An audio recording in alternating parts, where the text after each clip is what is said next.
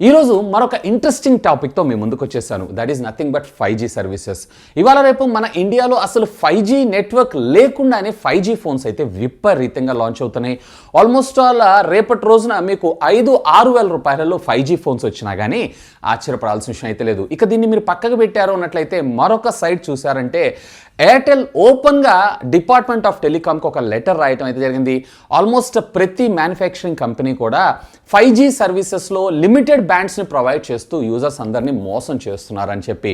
In fact మన department of telecom అంటే మన ఇండియన్ గవర్నమెంట్ ఏదైతే ఉందో వీళ్ళు కూడా 5Gకి సంబంధించినటువంటి స్పెక్ట్రమ్ కోసం సపరేట్గా ఒక ఫ్రీక్వెన్సీని పెట్టాల్సిన అవసరం లేదు. ఆల్రెడీ ఎగ్జిస్టింగ్ ఉన్నటువంటి బ్యాండ్ ఫ్రీక్వెన్సీస్ మీదనే మనం 5G సర్వీసెస్ని వాడుకోవచ్చు అని చెప్పి కూడా చెప్పడం జరిగింది. గట్టిగానే కొంచెం చెప్పారు. సో ఈరోజు ఈ ఎపిసోడ్లో అసలు అది లెటర్ యొక్క సారాంశం ఏంటి, అసలు ఫ్రీక్వెన్సీస్ ఏంటి, వీటికి గొడవ ఏంటి అనే దాని గురించి డీటెయిల్గా మీతో డిస్కస్ చేయబోతున్నాను. సో ఒకవేళ మీకు ఇంకేమన్నా డౌట్స్ ఉన్నాయన్నట్లయితే కనుక లెట్ మీ నో, కింద ఉన్నటువంటి కామెంట్ సెక్షన్లో కామెంట్ చేయండి. వీలైతే ఎక్కువ మందికి షేర్ చేయండి. సో ఎవరైతే మొబైల్ ఫోన్స్ కొంటూ ఉంటారో 5G మొబైల్ ఫోన్ అని చెప్పి, సో వాళ్ళకైతే కొంచెం కనువిప్పుగా అంటే ఏ ఫోన్ కొనుక్కోవచ్చు అనేది ఒక క్లియర్ ఐడియా వచ్చేటువంటి అవకాశం ఉంది. సో ఆలస్యం చేయకుండా ఈరోజు ఈ ఎపిసోడ్ని స్టార్ట్ చేసేద్దాం. Hi, this is Vasu again signing in. Welcome to my channel Vasu tech blogs. అసలు ఫస్ట్ ఆఫ్ ఆల్ మనం 2G, 3G, 4G అలాగే 5G నెట్వర్కింగ్ టెక్నాలజీస్ గురించి మనం మాట్లాడుకుందాం. సో ఎక్కడికి పోయినా కానీ మనం ఫోన్ కాల్ మాట్లాడటం అనేది కామన్. ఈవెన్ 5G వచ్చినా కానీ మనం ఫోన్ కాలే మాట్లాడతాం. కాకపోతే మనం మొబైల్ ఫోన్లో యూజ్ చేసేటువంటి మొబైల్ డేటా ఉంది చూసారా, దాని యొక్క ఇంటర్నెట్ స్పీడ్ అనేది వేరీ అవ్వడం జరుగుతూ ఉంటుంది. కంపేర్డ్ టు ఫర్ ఎగ్జాంపుల్ మీరు ఎడ్జి టెక్నాలజీ అంటే GPRS టెక్నాలజీలో KBPSలో వాడాం. అలాగే మనకి 2G ఇంటర్నెట్ సర్వీసెస్ వచ్చినప్పుడు దగ్గర MBPSలో అయితే మనం వాడాం. అఫ్కోర్స్ 3G, 4Gలో కూడా మనం MBPS దాకా ఇంటర్నెట్ స్పీడ్, అదే హై అండ్ MBPS ఇంటర్నెట్ స్పీడ్ని అయితే మనం యూజ్ చేస్తున్నాం. ఇక 5Gలో వచ్చేటప్పటికే సుమారుగా మనకి GBPSలో ఇంటర్నెట్ స్పీడ్ వచ్చేటువంటి అవకాశం ఉంది. అఫ్కోర్స్ ఇది వచ్చేటప్పటికే ఆ ఏరియా లొకేషన్ బేస్ చేసుకొని అక్కడ ఉన్నటువంటి యూజర్స్ని బేస్ చేసుకొని వేరీ అవ్వడం అయితే జరుగుతుంటుంది. అఫ్కోర్స్ దీనికోసం మళ్ళీ వీళ్ళు ప్రత్యేకంగా 4G క్యారియర్ అగ్రిగేషన్స్ అని చెప్పి ఇట్లాంటి సరికొత్త టెక్నాలజీస్ని కూడా మన ముందుకు ఇంట్రడ్యూస్ చేశారు. ఇవన్నీ కూడా మీకు తెలిసినయే.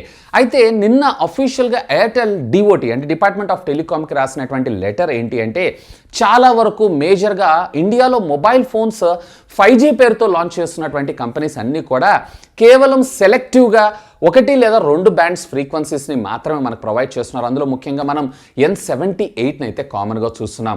సో వీటి వల్ల మనకేమవుతుందంటే రేపటి రోజున ఫ్యూచర్లో అంటే 5G సర్వీసెస్ లాంచ్ అయిన తర్వాత వాళ్ళ మొబైల్ ఫోన్స్ అనేవి ఆ నెట్వర్క్కి తగ్గట్టుగా అంటే ఆ ఫ్రీక్వెన్సీకి తగ్గట్టుగా లాంచ్ కాలేదు అంటే ఆ మొబైల్ ఫోన్స్ అన్నిటిలో కూడా 5G సర్వీసెస్ అయితే యూజ్ చేయలేరు యూజర్స్ ముఖ్యంగా.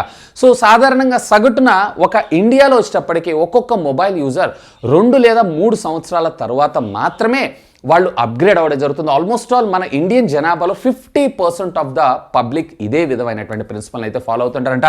అఫ్కోర్స్ వీళ్ళ దగ్గర డేటాబేస్ ఉంటుంది, ఎందుకంటే మనం మొబైల్ ఫోన్ వాడుతుంటాం, సిమ్ వేయగానే ఆటోమేటిక్గా IM నెంబర్ వాళ్ళు చూస్తారు కాబట్టి. సో ఎప్పుడు అప్గ్రేడ్ అవుతున్నారు ఏంటి అనే డేటాబేస్ అంతా కూడా ఎయిర్టెల్ లేదా కెరియర్స్ దగ్గర అయితే ఉండనే ఉంటుంది. సో వాళ్ళ అనాలిసిస్ ప్రకారం అయితే చెప్తున్నారు. And at the same time ఇవాళ రేపు ఎవరెవరైతే ఇండియాలో మొబైల్ ఫోన్స్ ఎక్స్క్లూజివ్గా 5G అనేటువంటి పేరుతో లాంచ్ చేస్తున్నారో వాళ్ళందరికీ కూడా maximum number of wands suggest చేయండి, లాంచ్ అయ్యేలాగా చూడండి, అంటే ఎక్కువ సపోర్ట్ తీసుకొచ్చేలాగా చూడండి అని చెప్పి వీళ్ళ ముఖ్య ఉద్దేశం. అండ్ నెంబర్ 2 పాయింట్, గవర్నమెంట్ ఏదైతే ఉందో ఇప్పుడు కేవలం 5G సర్వీసెస్ కోసం సపరేట్గా ఒక ఫ్రీక్వెన్సీ అలాట్ చేద్దామని చూస్తున్నారు, like 5 GHz band frequency. So అలాంటి రిక్వైర్మెంట్ ఏమీ లేదు. జస్ట్ ఇప్పుడు ప్రస్తుతం మనం వాడుతున్నటువంటి 2G కావచ్చు, 3G కావచ్చు, 4G కావచ్చు, వీటన్నిటికి కూడా మనం స్టాండర్డ్గా 3.5 GHz అయితే వాడుతున్నాం. అంటే 2100 MHz, అలాగే 2300 MHz, అలాగే 2200 MHz and 900 MHz and 800 MHz వాడుతున్నాం కదా ఫ్రీక్వెన్సీలు.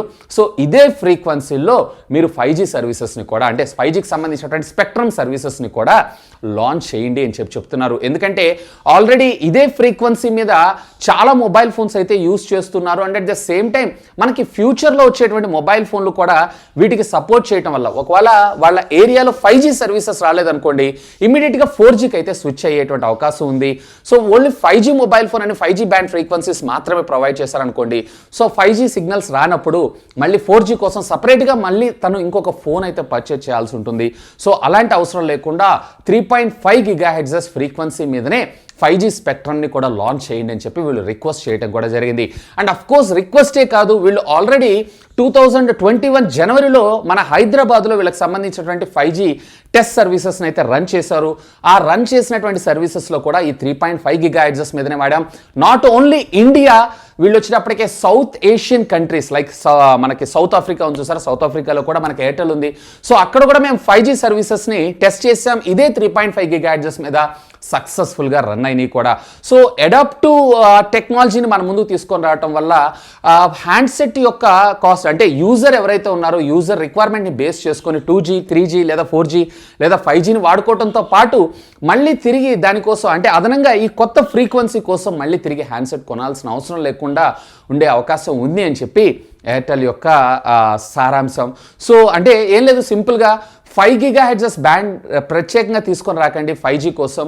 సో ఇప్పుడున్నటువంటి ఎగ్జిస్టింగ్ 3.5 GHz బ్యాండ్ ఫ్రీక్వెన్సీ ఉంది కదా, దీంట్లోనే 5G సర్వీసెస్కి సంబంధించినటువంటి సిగ్నల్ స్పెక్ట్రమ్ని కూడా తీసుకొని రండి. అండ్ అఫ్ కోర్స్ ఒక లా కూడా ఉంది. ఏంటి అంటే ఒకవేళ ఏదన్నా ఒక డివైస్ లేదా ఏదన్నా ఒక స్పెక్ట్రమ్ని లాంచ్ చేయబోతున్నారు అన్నట్లయితే, అంటే ఈవెన్ ఎయిర్టెల్ ఆపరేటర్స్ కావచ్చు, వీళ్ళందరూ కూడా 6 months బిఫోరే వాళ్ళకైతే ఇంటిమేట్ చేయాల్సి ఉంటుంది.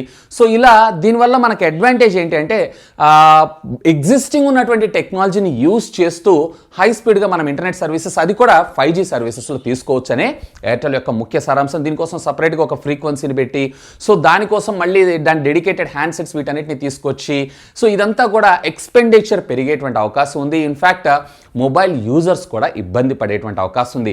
సో అల్టిమేట్గా మీరు కూడా ఎప్పుడన్నా ఒక మొబైల్ ఫోన్ని పర్చేజ్ చేసేటప్పుడు అందులో మీకు స్టాండర్డ్ అలోన్ అలాగే నాన్ స్టాండర్డ్ అలోన్, స్టాండర్డ్ అలోన్లో మీకు వచ్చేటప్పటికే కొన్ని ఫ్రీక్వెన్సీస్ ఉంటాయి, నాన్ స్టాండర్డ్ అలోన్లో కొన్ని ఫ్రీక్వెన్సీస్ ఉంటాయి.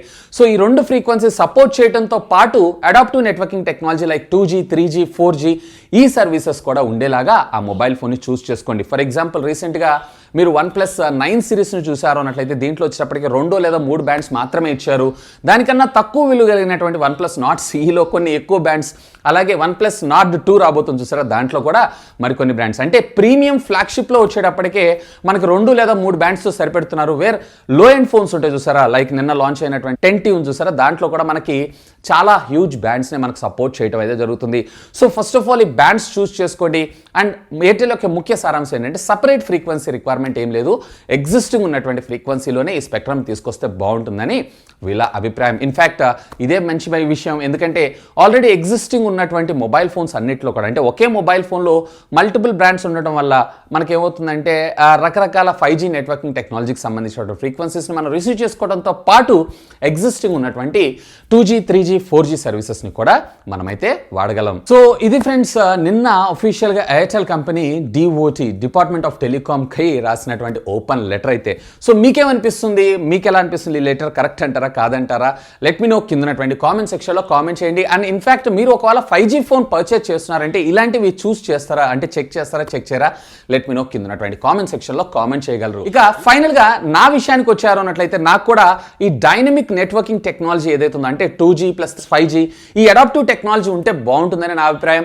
సో రిక్వైర్మెంట్ని బేస్ చేసుకొని మనం మన నెట్వర్క్స్ని అయితే స్విచ్ చేసుకోవడంతో పాటు మల్టిపుల్ బ్యాండ్స్ అది కూడా ఎగ్జిస్టింగ్ ఉన్నటువంటి 3.5 GHzలోనే తీసుకొస్తే బాగుంటుందని నా అభిప్రాయం. దీనికోసం సపరేట్గా వీళ్ళు సపరేట్ ఇంకొక 5 GHz బ్యాండ్ని తీసుకొని రావాల్సిన అవసరం లేదని నా అభిప్రాయం. ఎందుకంటే ఆల్రెడీ ఎగ్జిస్టింగ్ మీద రన్ అవుతున్నప్పుడు మనకి మళ్ళీ కొత్తదానికి మళ్ళీ అది మ్యానుఫ్యాక్చరింగ్ కాస్ట్ పెరుగుతుంది. ఈవెన్ టెలికాం ఆపరేటర్లకు కూడా ఇది బర్డెనే, అంటే మళ్ళీ కొత్త బ్యాండ్ ఫ్రీక్వెన్సీస్ అన్నిటికీ సిగ్నల్ టవర్స్ అన్నిటిని అప్గ్రేడ్ చేసుకుంటూ రావాలి. And at the same time mobile manufacturing కంపెనీస్లో కూడా 3.5 GHzతో పాటు 5 GHzను కూడా పెట్టాలి. కాబట్టి ఇక్కడ మన మొబైల్ ఫోన్ యొక్క మ్యానుఫ్యాక్చరింగ్ కాస్ట్ కూడా పెరిగేటువంటి అవకాశం ఉంది. వాళ్ళైతే మనకి ఫ్రీగా అయితే ఇవ్వరు కదా. సో వీడియోని అయితే గట్టిగా లైక్ చేయండి, అలాగే దీన్ని ఫ్రెండ్స్ అండ్ ఫ్యామిలీ మెంబర్స్తో ఖచ్చితంగా షేర్ చేయండి. ఎందుకంటే మీరు వాళ్ళకి అవేర్నెస్ ఇచ్చిన వాళ్ళు అవుతారు. సో వాళ్ళు ఒక రైట్ చాయిస్ మొబైల్ ఫోన్ అయితే చూస్ చేసుకుంటారు. That's all for today. This is Vasu signing off. Have a great day.